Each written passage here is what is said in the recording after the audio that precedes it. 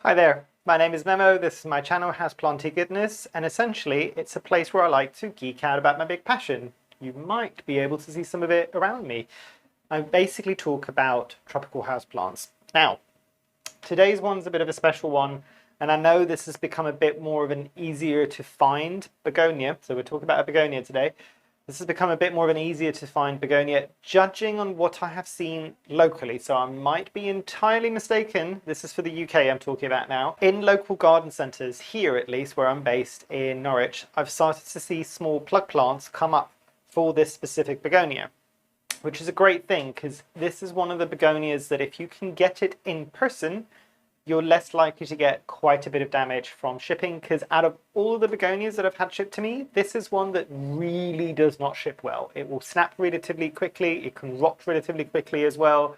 It generally throws a bit of a hissy fit, and that's a theme generally through this plant. But let me show you the plant that I'm talking about. This is the very, very janky looking and quite large, even though it might not look like it, but this is the Begonia Amphioxus. And you might be able to see it's growing in all weird shapes and patterns, and you might be able to see why this is a very, very desirable plant. It is because of its smaller stature, essentially, and the leaves are quite small and lance shapes, and it will also drop leaves relatively quickly. So I have got a leaf that's dropped, so I will use that as an example rather than holding that up quite considerably. You might be able to see there, if I kind of bring that in a bit closer and I move my hand, hopefully it will focus.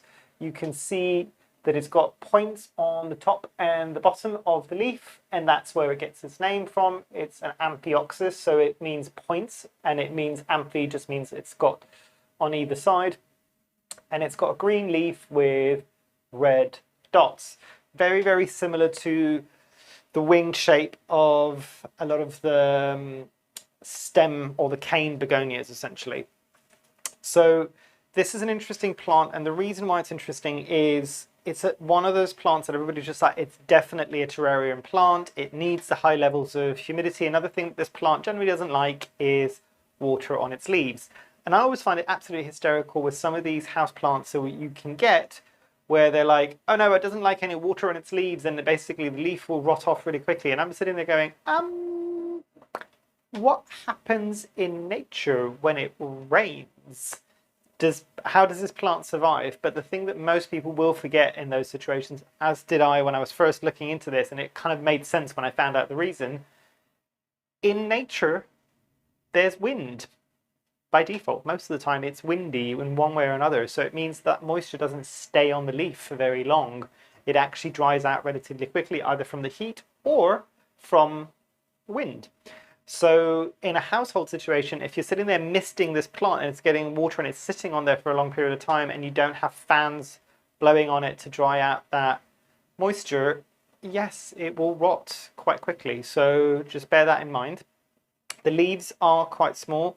However, this does propagate like a weed, essentially. So you can cut a stem, you can even propagate from a leaf and a little petiole attached to it. I've tried that. I know people said they can do it. I've not had some great success with that, but at the rate that this plant will generally grow, I will just snip it off, put it in some dampened sphagnum moss, put it in my prop box, so really high humidity, and it's got some grow lights on it as well, my god-awful purpley pink grow lights, but I found a use for them. The prop box is great for them because they're not particularly bright and they do help with the propagations to kind of get enough light, essentially. And it will root out super, super readily. So this was also another plant that some of my plant friends at the plant swap that I organised this week, or when you're looking at this video, it would have been last weekend. They kind of said, oh, I wanted some of these. And again, they knew that these plants really don't ship particularly well because the stems can be very fine, very fragile. The petioles are exceptionally fragile as well. So if you ship something that's this delicate, you can imagine it doesn't take very much for it to snap.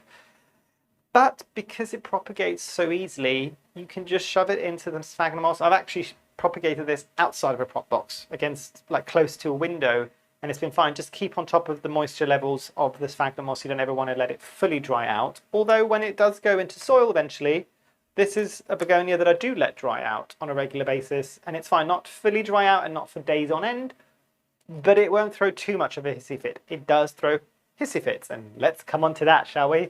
So when you're trying to get this plant, so for instance, a lot of people say have it in terrarium, you can also grow it. This is proof it's not in a terrarium. Granted, it's been in my plant room, so it's got a decent level of humidity in here, but I do know a lot of people that just grow this in regular household humidity. However, and this is where the hissy fit point comes in, it will throw a hissy fit when you first move it from a high level of humidity, even if it's coming over from somebody that you've purchased it that might have had it in a terrarium, until it acclimates to that, to the point that you might end up losing every single one of the leaves.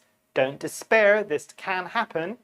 Just let it will take a bit longer to root out. Not a lot longer, to be fair. And you might just be looking at a stick that's stuck into some soil, but it's fine. And also this, as with most other plants, a lot of people will just go, oh, I'll just snip it here, and then I'll just shove the whole thing into some sphagnum moss and hope for the best. No, it will sacrifice a lot of the leaves until it's only got 1 or 2 leaves, because essentially what it's trying to do is root out and not support all the leaves without any roots. So just bear that in mind. You will get crisping, you will get yellowing, you will get dropping of leaves like this all the time. But as long as you stay on top of a bit of like cosmetic maintenance for this plant, it's actually, and I know a lot of people might be surprised for me saying this, it's actually not that difficult to care for. So maybe people were a bit more aware of that when this first started. When more people started becoming more aware of this, there was that notion that it was a difficult begonia to keep. I think the more people that have had this begonia since, everybody that I've spoken to, they're just like, yeah, it just grows like a weed. I don't know what people talk about. We've also got it outside of like a terrarium environment and it's doing great. So bear that in mind. Do some experimentation. Maybe do it with some propagations if you don't want to risk your mother plant. But yeah, I've moved it out of a terrarium. It's still in my bio-orb air, and that's kind of my real mother plant, because I have to keep chopping it back because it grows as much as it does. And all that then happens is I just put it, propagate it, and I'm going to get a big bushier plant of this at some point anyway. But yeah, really nice, simple begonia. I know you're probably laughing here, sitting there going, is it simple if it's throwing that many hissy fits? Yes, if you kind of at least know what to expect and it doesn't freak you out. This is a relatively easy plant to take care of. So it's one of those things that if you disagree, if you've had different experiences, do let me know. I'd love to have that conversation down below. But yeah, I think that's everything I wanted to say about this plant. If you've got any questions in terms of care, I think I've done another video on care for this plant, but if you do want me to do another video on care for this plant, do let me know in the comments down below, and I'll be happy to do that. Same thing goes with any of my videos. If you've got any suggestions or anything you want me to dive into a bit more, do let me know. I think that's everything. I hope you've enjoyed. Hopefully I shall see you here soon, and I truly hope that you have a great rest of your day. Thanks. Bye.